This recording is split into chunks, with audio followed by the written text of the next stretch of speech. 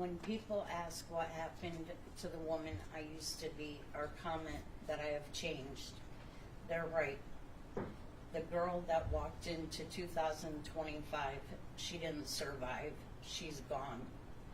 I am what came after, and I'm not sure who that is yet, and that is because of you, the devil, Bodenstab, and by this so-called justice system that seemed to care more about you.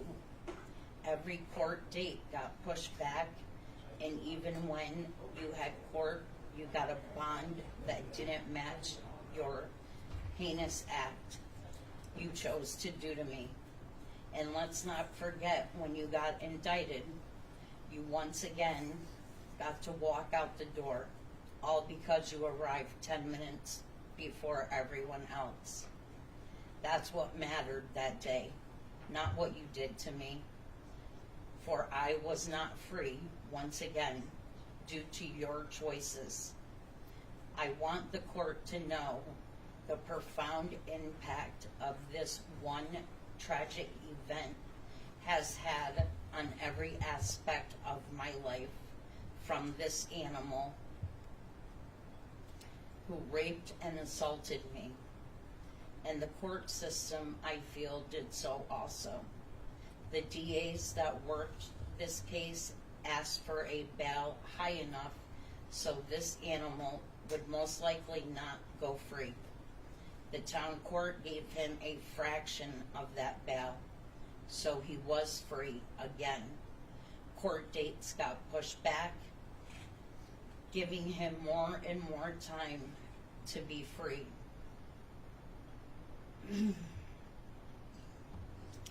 Then he finally gets indicted, and I thought again, he was allowed to be free because he came 10 minutes early. He was allowed to be set free. What a guy you are.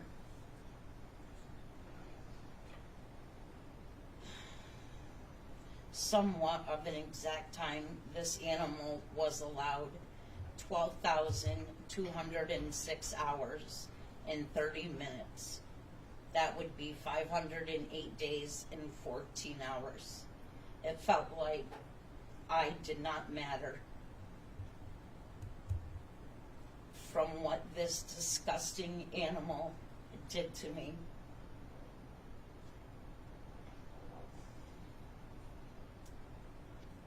On August 15th, 2024, this animal got into my work car and stated he was going to Corinth. Then once we got outside of Saratoga city limits, you started putting your disgusting hands on my face and legs in places it didn't belong. I told you to stop, and if you did it again, I would put you out. But you had it planned.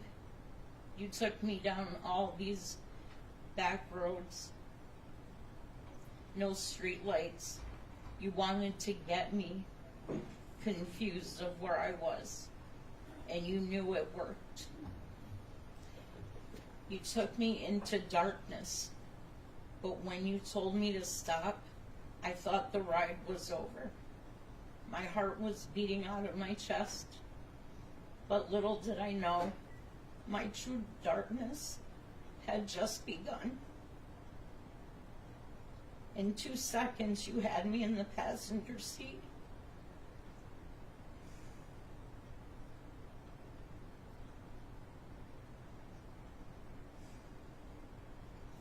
I could not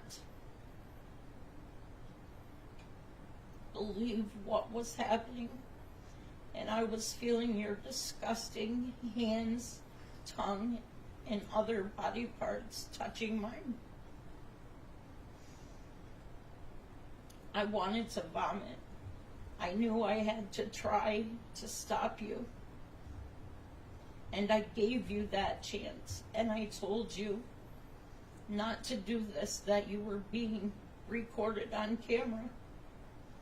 But that did not faze you, and you began assaulting me and raping me. I feared for my life, and it felt like forever. The sick look on your face as you enjoyed the sick, disgusting, inhumane, vile act you were doing to me. When I was able to get free, you wouldn't get out of my car. You had the nerve to tell me to slow down. I wanted to run you into a tree. But the most amazing human beings flashed before me. And those are my kids and my grandkids. And the state of mind you had me in, I probably would have wound up killing myself.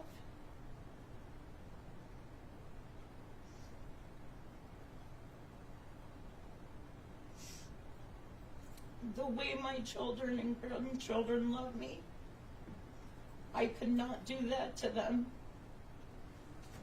over a dirty scumbag, lowlife as yourself.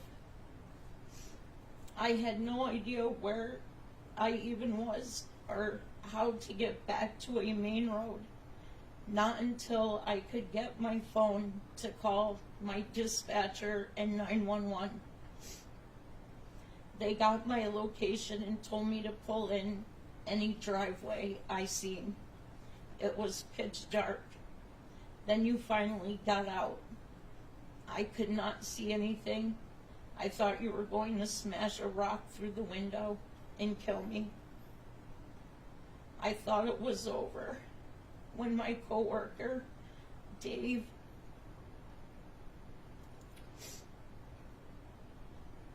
showed up. Then the police and the ambulance arrived. But little did I know, it was just beginning. God, I just wanted to take a Brillo pad and scrub your filth and slime off of me. I had to wait 7 hours and be transported to Albany Med and endure having your disgusting DNA scraped off of me, pictures taken of me. I hope this statement will reflect the emotional, physical, and psychological consequences I experienced due to your actions, devil. I live with feelings of grief, anger, confusion, guilt, shame, vulnerability, isolation, and fear, especially when I'm alone. When I was released from the hospital, I had to take post-exposure PEP along with a hepatitis shot, 28-day course of a combination of 3 antiviral drugs in case your filthy pig had AIDS, HIV, or hepatitis. Every day got worse. I could not work, and I am still out of work. I could not eat. I vomited more and more as the days went on. I could not hold my head up, and no matter how many times and how hard I scrubbed my skin, I just wanted to scream because I felt like you were seeping through my pores. But you animal, were just going on with your life, but not me.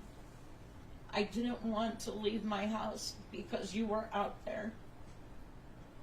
I never knew one person could cry so much.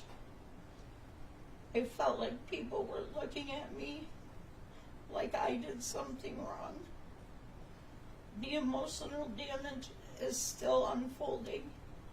Panic attacks, depression, PTSD, insomnia, and if I sleep, night terrors, and an overwhelming sense of distrust that seeps into my daily life.